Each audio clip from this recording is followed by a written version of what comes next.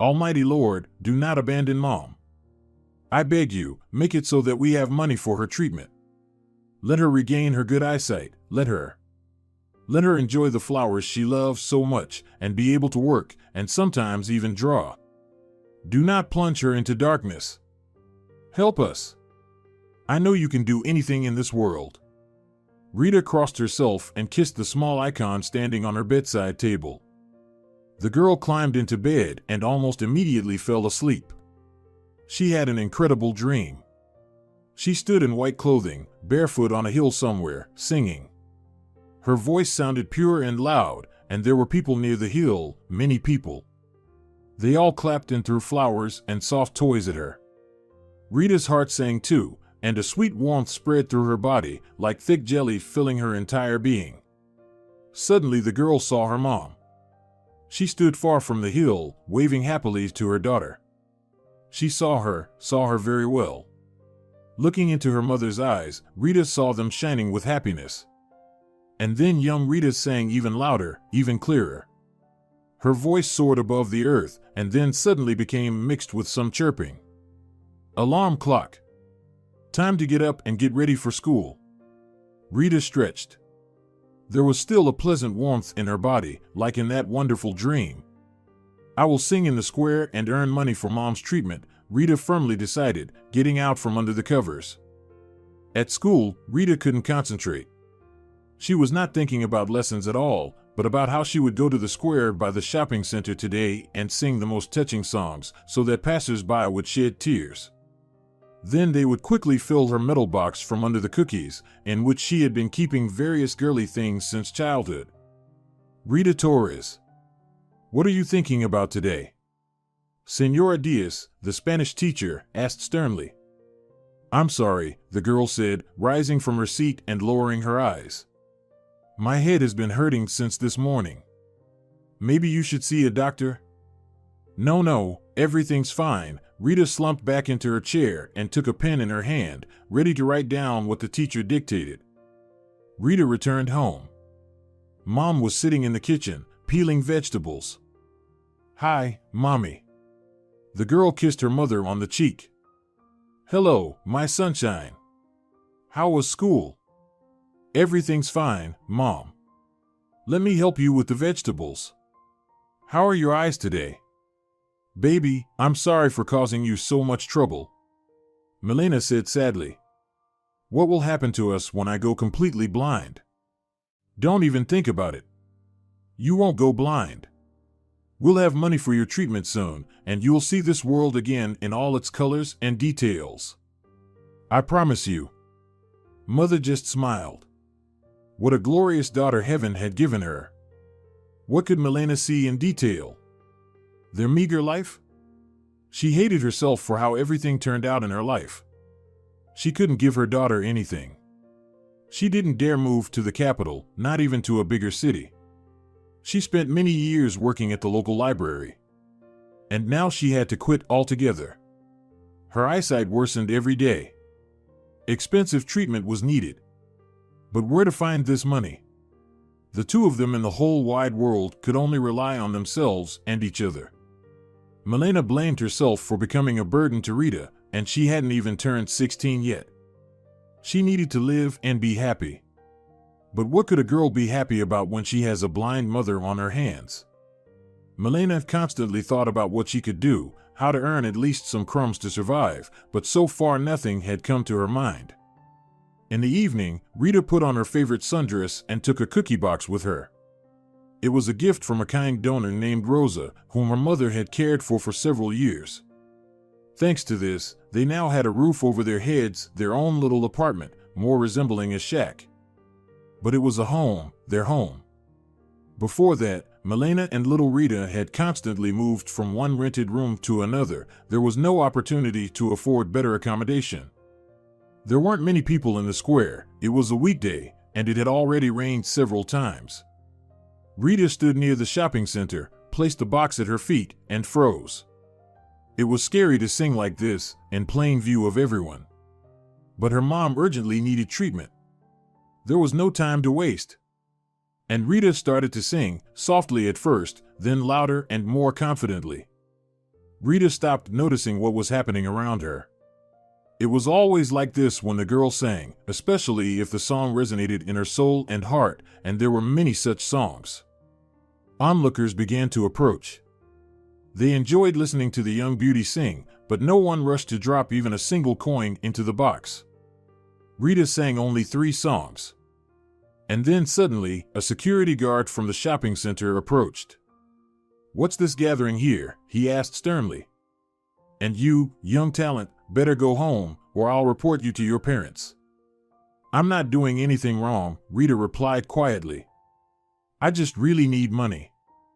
"Ask your father if you need a new lipstick," the guard sneered, staring at her with his piggy eyes. "Go on, or you'll deal with the police."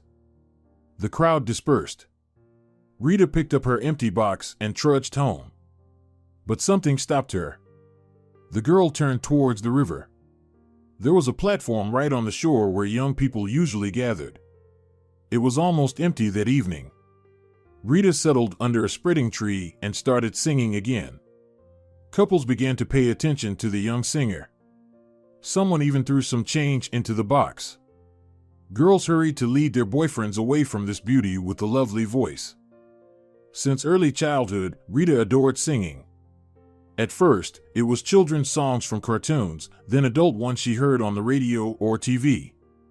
"You have the voice of an angel," Milena would say, willing to listen to her daughter for hours.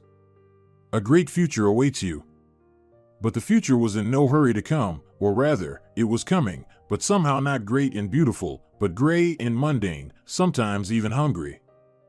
That evening, Rita earned barely €1. It was pitifully little. What did she hope for?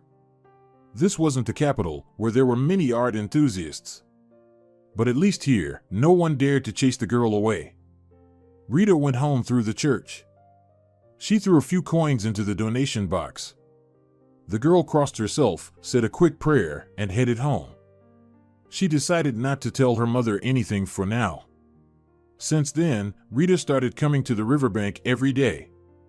Sometimes she managed to earn something, but it seemed like she would have to walk for at least 20 years to save up for her mom's treatment. On that day, Rita realized she needed to find a job. Any job that paid. Even if it was hard. She would manage. She had to manage for the sake of her mother, so she could see, not sink into eternal darkness. "I'll sing one last time, and then I'm done," the girl murmured to herself and sang the song her mother loved to madness.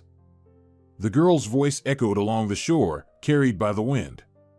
There was always good acoustics on the river. Only the last chorus remained. "I miss you. Like violets miss the rain. You were given to me by fate. So said the fortune teller. So said the fortune teller." As Rita bent down to pick up her box, she suddenly saw a man in an expensive business suit walking straight towards her. Was he going to chase her away? Well, she didn't care anymore. She wouldn't come back here anyway. Rita straightened up, ready to leave. "Wait," the stranger raised his hand. "You have the voice of an angel. It's the best I've heard. Your voice should be heard all over the world." "Thank you, sir," Rita smiled. "But I don't need that. I need something completely different." "What?" "Never mind. It's my problem, and I doubt I can solve it," the girl sighed sadly. "You know, sometimes it's better not to keep it to yourself, but to let it out. Who knows, maybe I can help you with something. And you can definitely help me." "Me?" Rita was surprised. "Yes, you. If you agree to sing in my bar. Though, you're still a young girl," he scratched his chin thoughtfully. "Are you willing to hire me?" Rita almost choked with joy. "Then I can save up for treatment." "What treatment? Are you sick?" "No, not me, my mother. She's losing her sight rapidly, and the treatment costs a lot of money. I told you, it's better not to keep it to yourself. Do you know, young talent, that my uncle is a great microsurgeon working in the capital?" "Well, that's great, of course, but it doesn't change anything. Where am I supposed to find the money for this treatment? Tell me, can you sing different songs?" Not just this wonderful lyrical one, but also, for example, lively or sad ones. I can, the girl said confidently. Listen to this. You know nothing about me. And you don't need to know at all. What I dream about awake and in my dreams. While you dance so passionately. Bravo, the stranger clapped his hands. Give me something else. Rita tossed her hair, tied it into a ponytail with the elastic on her wrist, and sang again. I won't give up anything for you. And don't ask my hand from my mother. Only music, forever my love. I don't have time to spin romances. And this one is very sad. My mom always starts crying when I sing it, Rita said, as if emerging from the depths into which she was sinking with each song. The girl lowered her voice. Don't die, my dream. Don't fade away, hope. Life will never be as it used to be. I'll light a lamp now, in front of the ancient icon. I can understand everything in life, but not treason. But not cheating, not cheating, not cheating. Rita resembled a nymph. What's your name? Asked the grateful listener. Rita. So, are you hiring me? Her face lit up with a bright smile. You'll blow up the bar, Rita. In a month, people will come from the capital just to have a beer and listen to that wonderful voice of yours. The man hesitated. But, am I not suitable after all? Rita looked sadly at her interlocutor. It's not that. You're so young. Don't worry about that. You know, when I put on makeup, I look 20. You're amazing. I can't miss such a chance. I'll personally take your mom to the clinic, and I'll take care of your uncle. Just keep singing. Do you know the bar in sight? Of course. We don't have many places like that here, especially with such a nice name. And I love its tiled roof. It reminds me of a fairy tale house. Thanks. It's my father's creation. I want to revive its glory. My main business is in the capital, but I'm running the bar here for now. People advise me to sell it, but I refuse. I don't want to sell. I want it to thrive. Can you imagine how magical my little bar will become when you sing within its walls? It'll be amazing. I'm ready. Tell me what to do. First, I need to talk to your mom. No. Not that. My mom absolutely can't get nervous.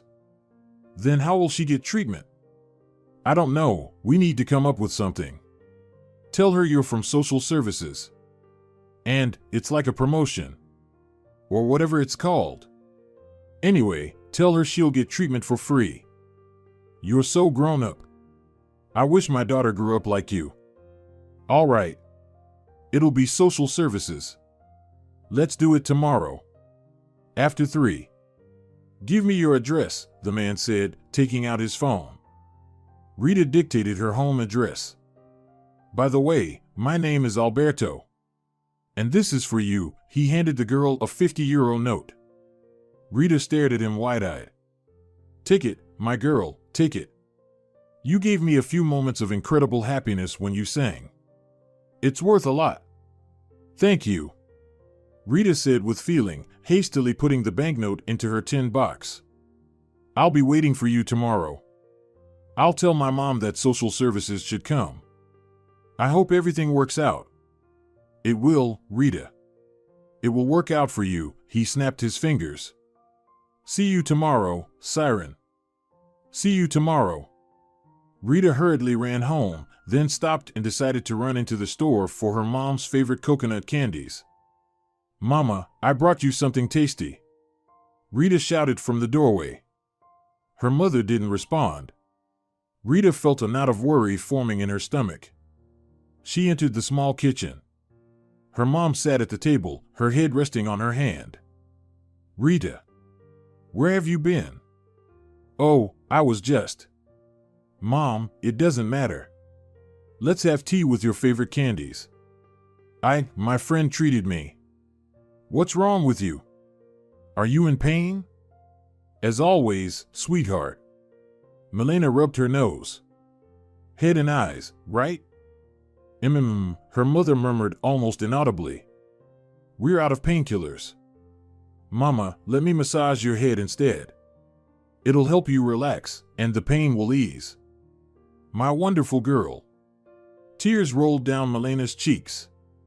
You deserve a better mother, a better life. Mom, stop it. What are you talking about? I don't need another mom. You're the best mom in the world. And don't you dare get gloomy. We'll beat this strange illness of yours soon. Rita began to slowly comb through her mother's hair. Rita, you have such good hands, they're as good as your angelic voice. The girl smiled. She hoped with all her heart that soon her mommy would regain her sight and never let her down again. The next day, at 2:45, Alberto stood on the doorstep. In his hands, he held a folder with some documents. He wasn't alone, he was accompanied by a charming young woman. Rita escorted them to her mom's room. It was only then that she realized she forgot to warn her mom about the social workers. Alberto was on top of his game, just like his assistant. They played the social worker's role so perfectly, and everything was laid out so meticulously that not a single detail was overlooked. Milena was very surprised, but she still believed. Maybe she had no other choice because that morning she realized she could hardly see anything anymore. Mom, I'm off to the store, Rita called out and went out onto the street with Alberto and Lourdes, that was his companion's name. By the way, she turned out to be a waitress at the bar. Rita, I've scheduled for tomorrow. I'll take your mom myself. Are you ready if she has to stay at the clinic starting tomorrow? I was ready yesterday. Thank you so much. I won't be able to repay this until I retire. But I'm ready. You're wrong, with such a voice. Alberto was right. Milena stayed at the clinic. She had already received her first injection and undergone some elaborate procedures. That same evening, Rita had to sing at the bar. The girl felt uneasy because she had never been to such a place before. Everything was arranged, the mask, the clothes. Lourdes suggested wearing the mask. Firstly, it will be harder for anyone who knows you to recognize you if someone familiar comes to the bar, and secondly, it's unclear how old you are, she laughed. Great. Rita agreed. Maybe you can come up with a stage name for me? Sure thing. Nightingale. Why Nightingale? That's a bird. Because you sing better than any bird, Alberto told me. And nightingales sing before a storm or a dodge, often at night. Perfect for our bar. Awesome. Let it be Nightingale. Ready to stay up past your bedtime? You still have school. Oh, it's a holiday tomorrow, right? I'm ready not to sleep at all as long as my mom gets treatment. You're a gem, Rita. Taking such good care of your mom. I have no one else on this planet but her. I love her more than life itself. I'll do anything to make her healthy and happy. Lourdes said nothing, just hugged the young singer and patted her on the back. Rita felt tears welling up, but she brushed them away. Her makeup was already ready for the stage. Rita felt like a real star. The plan was for her to sing 2 or 3 songs to start with. But the bar patrons didn't want to let go of the girl and even started requesting songs, handing her bills. The girl smiled and sang more and more. Rita didn't get home until around 3 in the morning.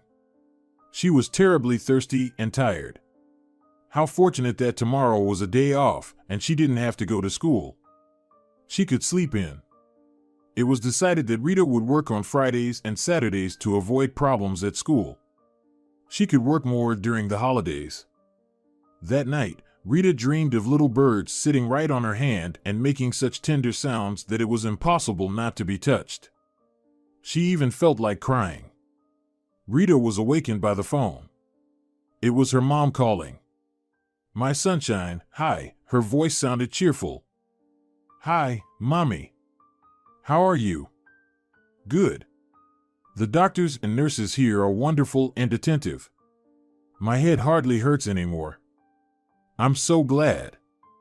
Soon you'll be seeing like an eagle. You better tell me how you're doing. Have you eaten? Mommy, of course I've eaten. I'm not a little kid. I'll be fine. I can take care of myself.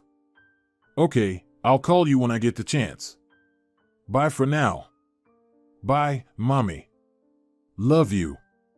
I love you too. Milena disconnected. It had been over a week since Rita had been living alone.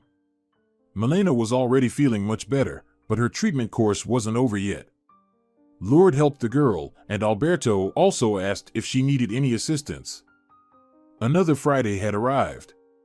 Rita left her house and set off on foot. Usually, Alberto would send someone to accompany her, but that day he had urgent matters to attend to, and apparently, he got so wrapped up that he forgot about it. Walking was quite close, and the street was well lit by streetlights. "Hey, sweetie, could you help?" called out a woman, opening the door of her rather worn-out car. "What happened?" Rita asked with concern. "My phone fell right under the seat, and I can't reach it." "Oh, I can help with that." Rita leaned over the driver's seat, trying to see where the phone was. Suddenly, she felt a blow to her head, and then darkness. She woke up in the car, her hands tied and her mouth taped shut. Rita didn't understand anything. Why would this elderly woman tie her up and drive her somewhere in the middle of the night? They drove for quite a while. The highway stretched out like a gray ribbon, with only dark forests along the sides. Occasionally, the sounds of nocturnal birds could be heard. The full moon shone in the sky, as if watching over Rita and perhaps regretting that she had trusted a stranger so easily and was now heading in an unknown direction. Her mouth felt dry. Fear began to creep up to her heart with its sticky, cold hands. What would happen to her mom? How could she escape? Where was this crazy woman taking her? Perhaps she mistook her for someone else? Questions swirled in Rita's mind, pushing each other, but unfortunately, there were no answers. Suddenly, the car sharply turned right. They continued along a forest road for some time before stopping. "Get out," commanded the kidnapper, opening the car door. The girl obeyed. It became even scarier. She couldn't do anything to save herself in the forest.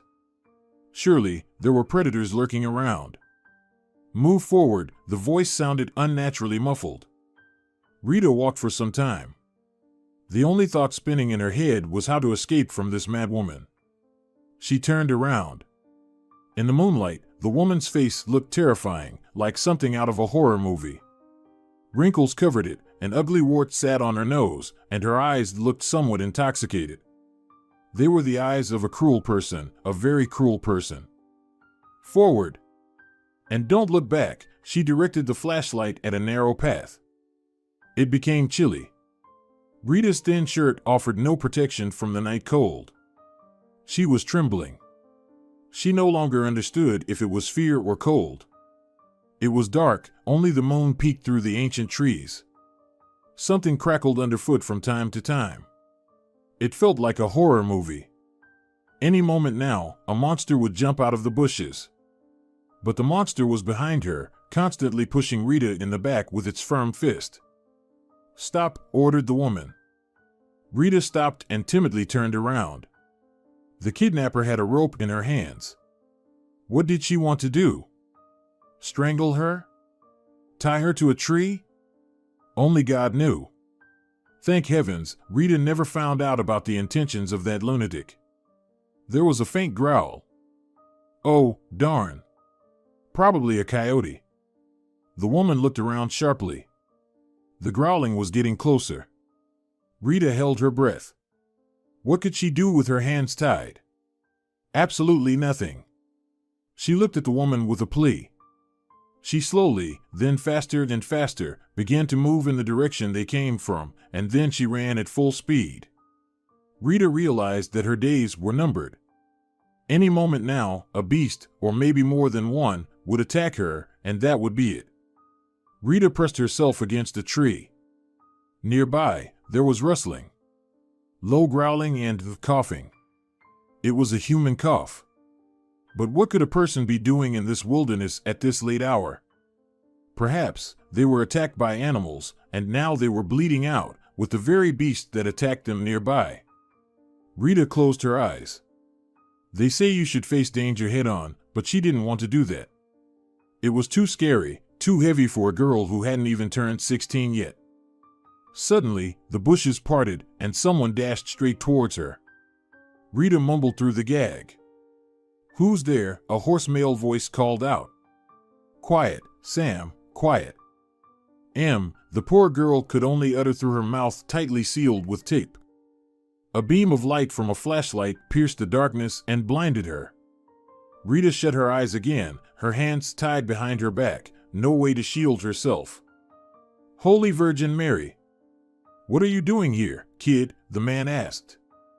The light danced in his eyes from the flashlight, while the moonlight fell on his greasy hair. "Who taped your mouth shut, poor thing?" He briskly tore off the tape. It was excruciatingly painful for Rita, but fortunately, it lasted only a moment. I don't know. I really don't know who brought me here. It's some woman with a face straight out of a horror movie." Rita couldn't hold back her sobs.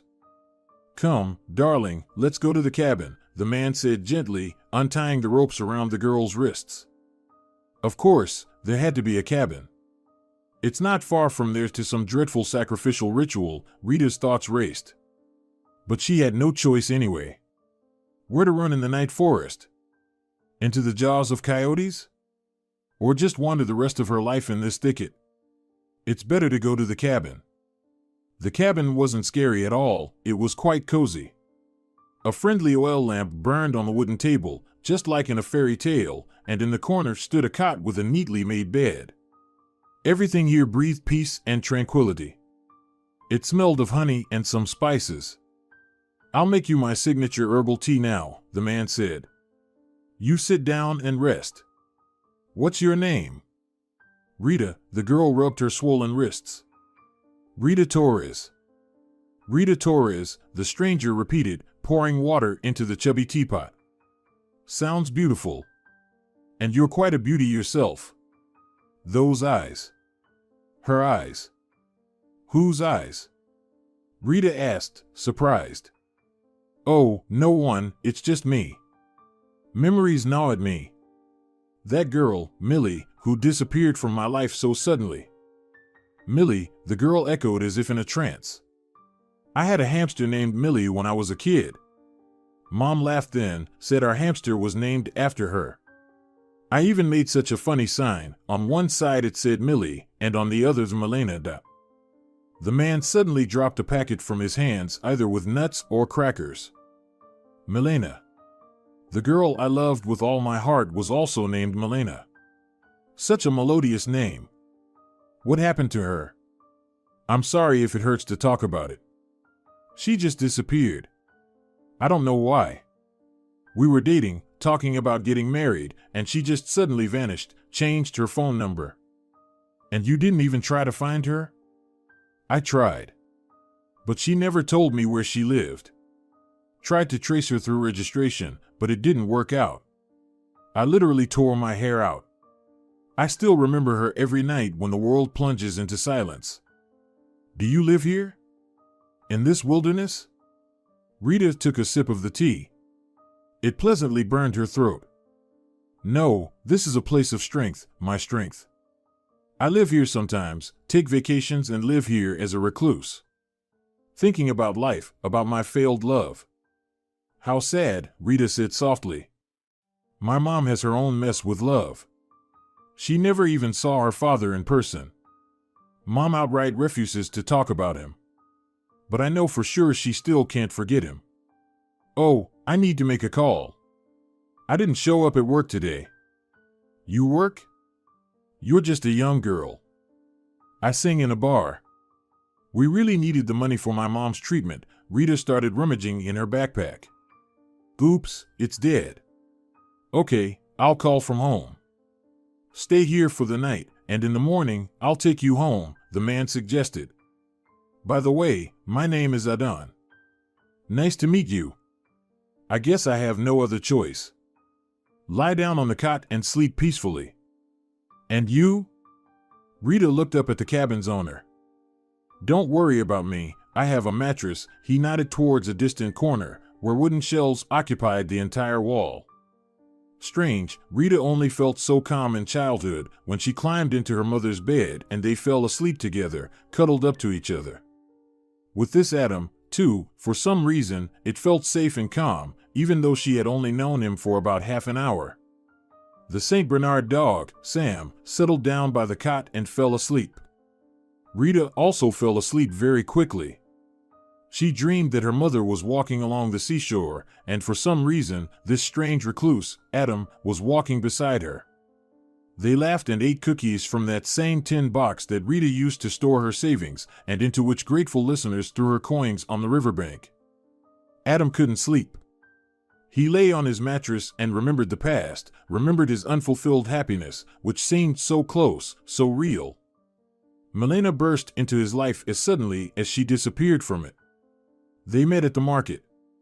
He was working for his uncle then, selling vegetables, and she came for lettuce leaves.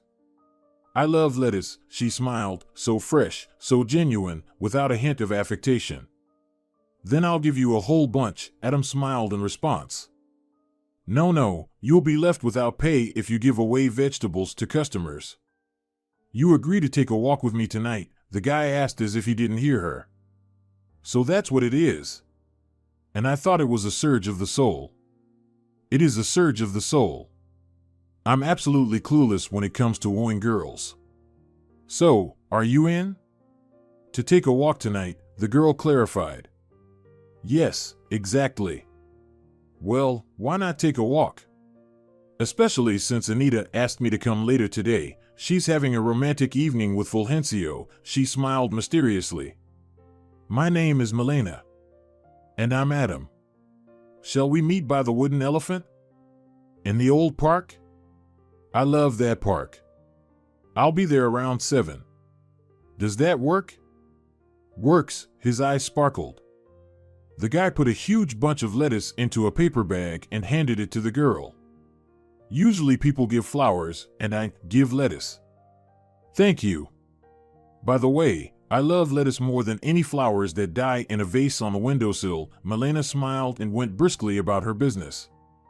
Adam lived with his uncle and aunt. Their love was divided between their daughter and their nephew, who lost his parents early. Laura got married and moved to the neighboring town, visiting her relatives only occasionally. They were happy to hear that Adam had met a girl. But he didn't hurry to introduce Milena to them until he was sure that their feelings were mutual. Milena lived with a friend. They rented some shack and worked together in a cafeteria. Meeting Adam turned her whole life upside down. She fell in love for the first time in her 19 years. They strolled, talked about everything, and kissed, deliberately wandering into the part of the park where no one was around. They felt so good together. Such happiness is only felt in childhood when you are surrounded by love and care. They met at Adam's friend's place. He often left the city and kindly allowed the lovers to use his absence. They dreamed of a wedding in their own, even tiny, place. Adam was still finishing medical school then. He was almost a therapist. He came to the town only for vacations, and the rest of the time he lived in the capital. He planned to stay there until he met his Milena. But one day she didn't show up for their date, just didn't show up, although they agreed and called each other literally half an hour before the meeting. She was cheerful and said she missed him and couldn't wait to see him. In response to his numerous calls, he heard only the subscriber is temporarily unavailable. That's when he regretted not knowing her friend, not knowing where exactly they lived. He didn't even know her last name. Such foolishness in a person's life sometimes happens, to love to the point of madness, but not to ask for a last name and an address. Adam searched, but Milena seemed to have vanished into thin air. Maybe she found someone else? Maybe she did, but he just left and now returned, and she was ready to spend the rest of her life with him. The guy suffered. He lost weight drastically. His uncle and aunt worried a lot about their nephew, trying to calm him down. Then it was time to go back to school. Adam threw himself into his university affairs fiercely. He decided that, in spite of everyone, he would be a good doctor. And he wouldn't waste a minute of his life on nonsense like pretty girls with a brisk gait. Adam never met his soulmate. The hole in his heart never healed. At times, it would start bleeding again. That's when he would take time off and go to the woods. It made things slightly easier. It had been over 15 years already. Adam had turned into a hardened bachelor. It's tough living alone after all. And Milena? What happened to her? How did her life turn out? Adam had no answer to that question. Nor could he. They had drifted apart like specks on a seashore. But he never stopped thinking about that nymph who had captured his heart forever. He couldn't be angry with her, he simply loved her. He himself didn't understand anymore whether he loved her or just the memories of those happy weeks, only them, from that summer. Rita was woken up by Sam, who nudged her nose right into her cheek. She opened her eyes, the dog wagged its tail, and licked her nose. "You're so sweet, Sam," the girl said and stroked him on his big furry head. "Good morning." Adam entered the cabin. "How did you sleep?" "Good morning," Rita replied. "Just like in childhood when Miss Rosa was still alive, and we lived with her while Mom took care of her and her place. She left us her apartment in her will. We still live there." "That's good. I'm glad. The forest takes away all our worries." Adam suppressed a sigh. "So, shall we have some tea and then leave?" "Yes, I'm ready now. The wash basin is behind the cabin. There's a toilet there too." Adam stepped out of the cabin. Sam followed. "How's your mom?" suddenly asked Adam as they were driving along the road. "You mentioned she needed treatment." "She started losing her vision suddenly. The doctor said it can happen from extreme stress. Blood vessels narrow. I don't understand much about it, but something like that. The treatment is expensive. Let me help you guys. I'm a doctor too, although I don't specialize in eyes, but..." "Thank you," Rita looked at Adam gratefully. "She's already undergoing treatment, that's why I sing at Alberto's bar. It's called Insight. Do you know it?" "Insight. Isn't that the one with a little fountain with lights nearby?" "Yes, that's the one. That's where I sing on Fridays and Saturdays." "Do you sing well?" "People like it," Rita replied evasively. "Now I know where to go to enjoy the singing of a lovely beauty." Adam smiled and turned towards Rita's home. Rita was about to leave when Adam handed her his business card. "Just in case," he said shortly. Lourdes was standing by the entrance. "Rita, Virgin Mary, where have you been? What's going on?" "Alberto is going crazy. He's wringing out every bit of soul from Bianca. And her mother is threatening to kill herself." The girl was literally shaking from excitement. "Who is Bianca?" Rita hugged her, waving goodbye to Adam at the same time. "Let's go to your place. We need to call Alberto before he kills her. Can you finally explain who Bianca is and why Alberto is going to kill her mother?" Rita couldn't take it anymore. Life resembled some kind of thriller. Bianca used to work at the bar before Rita. She sang too. Of course, her singing couldn't compare to Rita's, but Alberto kept her around for lack of better options. The girl fell ill a few days before Alberto's meeting with Rita. He almost immediately informed her that he no longer needed Bianca's services and paid her something like severance pay. The girl's mother stormed in with a scandal when her daughter told her what had happened. She threatened to set fire to the bar and kill whoever dared to take Bianca's place. Alberto considered these threats the ravings of a hysterical woman and forgot about them as soon as she left his bar. He only remembered them when Rita suddenly didn't show up for work. Alberto immediately went to Bianca's house and her impulsive mother. But the girl was home alone and had no idea where her mother was.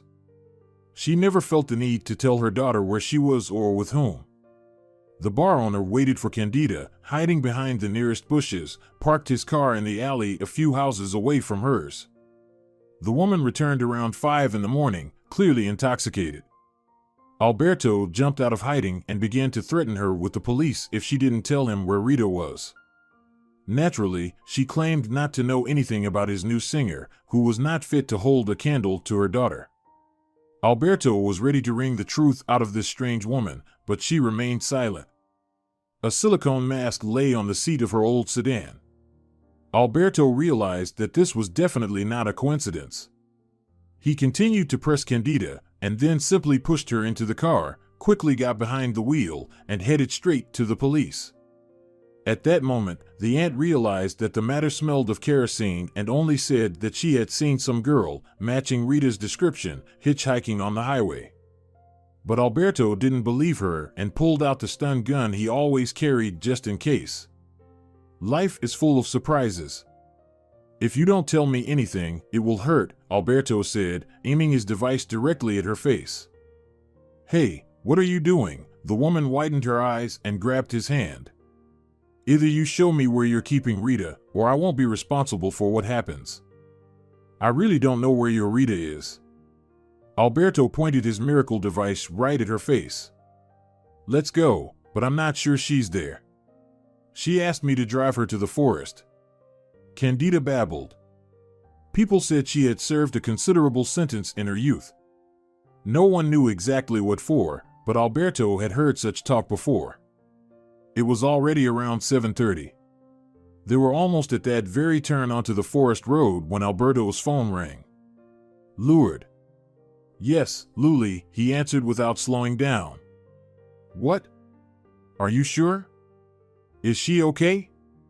Alberto sharply turned the wheel and headed back. If I see you or Bianca near Rita, you both will rot in jail. The threat sounded serious. The woman fell silent. Apparently, spending the rest of her life in prison wasn't something she wanted. She understood that Alberto had enough connections to make it happen. Milena returned from the clinic by herself, by train.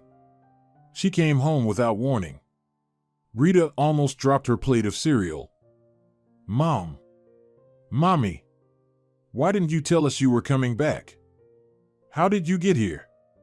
By train, she simply replied. And I bought your favorite cookies. Mama. I missed you so much. Rita hugged her mother and buried her face in her shoulder. My girl, Milena gently stroked her daughter's back. I missed you very much too. How are you? Rita asked, pulling away slightly from her mom. Fine. The doctor said it will take some more time for my vision to fully recover. Did he say why this happened to you? Milena was silent. Mom. Don't be silent. It's something very serious, isn't it? Will it happen again? Rita began to cry. She didn't have the strength to be strong anymore. So much had happened lately that Rita was beginning to turn into a 15-year-old who could only roar while hugging her big pink bear on her bed. It's an echo of the past, Riri, Mom always called her daughter that when she was little. What past? Did you work in a chemical factory? Did not understand the girl. No, Milena sank down on a chair and stretched out her tired legs. I saw him, recently. At the supermarket. A little over a month ago. Mom, don't scare me. What did you see? Sasquatch or something? Your father. What? You said you didn't know where he was, that he had a family. That's true. I don't know where he is, but he was definitely at the supermarket near our house. Have you talked to him? No, of course not. But you know, I did something indecent or something. What did you do? Did you kiss him in the supermarket? Rita jumped. Rita. Stop mocking me. I took a picture of him. He didn't notice me or what I did. The girl stared at her mother. She was silent, unable to find the right words. Do you want to see your father? Milena suddenly asked, pulling out her cell phone. Well. I don't know. Show me. Rita stared at the faded screen of her mom's old smartphone. Oh, come on. No way. Rita suddenly exclaimed and jumped to her feet. She had been sitting across from her mom at the table before. What? What can't be? Do you two know each other? Imagine, yes. We met just the other day. He saved me from some crazy woman. Rita, how do you put it? Is that what I taught you, daughter? Wait a minute. What crazy woman? Rita told her mother everything, even about the bar. Somehow she felt it was the right time. The girl's heart was beating in her chest like a bird in a cage trying to get out at all costs. Mom, he loves you. He's loved you all his life, Rita said with tears in her eyes. And that woman and the baby? I saw the three of them. She said, Theo, say hello to Daddy. Milena wiped away a few tears that rolled out of her big gray eyes. I left right away. I went to a neighboring town with my girlfriend, to her aunt's house, and later we moved here. You changed your number and went missing, didn't you? The girl asked, looking her mom straight in the eye. That's right. I just had no other choice. And to talk, Mom? Didn't you want to know everything? What about finding out that he's married and happily married, and I'm just a girl for a while? He doesn't have a family. He's lived his whole life as a hobo. You should have seen the pain in his eyes when he talked about that girl. You know, I felt so comfortable with him. I kept wondering why. But who was that woman with the baby in her arms? Milena tucked a loose strand behind her ear. Maybe he was just baptizing that boy. Rita shrugged her shoulders. Godfather. They walked along the seashore, laughing. Rita looked at her parents and couldn't help but admire. After all these years, these two had lived apart, unhappy and lonely, all because of misunderstanding. Who would have thought that Rita would thank the half-crazed mother of Bianca, who, unknowingly, reunited her with her biological father? How wonderful it was! The girl had never seen her mother so happy. Now her eyes would be in order, because he was there, the man of her life, who would now protect her from all the hardships of this big, sometimes cruel, world. Rita sat on the sand next to Monica, who was rocking her baby in her arms. Alberto stepped away to take a phone call. She just won't fall asleep, Monica complained. How about I rock her, and you can rest? Rita suggested. The young mother agreed and handed her daughter to the girl. Rita hugged the baby close and smiled at this adorable angel. I'll sing you a lullaby that my mom used to sing to me when I was little, and you'll fall asleep, Rita said affectionately. In a soft voice, she sang. The wax of the candle melts quietly. It's already night outside. Sleep, my beauty. My gift from heaven, my daughter. The gentle wind rustles the curtain. Softly. The golden poppy flower. My baby sleeps. Your angel will take the silvery cobweb. With love he'll weave. Pure love into your sleep. The firmament will illuminate with its radiance. A star will shine. May it guard the tender sleep of little children. May it guard the tender sleep of little children. God, I could listen to you for hours, Monica whispered softly, taking her daughter back from Rita and placing her in the stroller. She's finally asleep, and I've been trying for 20 minutes. Rita smiled. The future looked brighter. It was decided she would enroll in the conservatory. Her parents were fully supportive. The sea air refreshed, carrying away all worries and troubles, while the sea brought from afar a sense of joy and incredible happiness. Dear viewers, if you enjoyed the story, please support the video by liking it and leaving a comment. Thank you very much.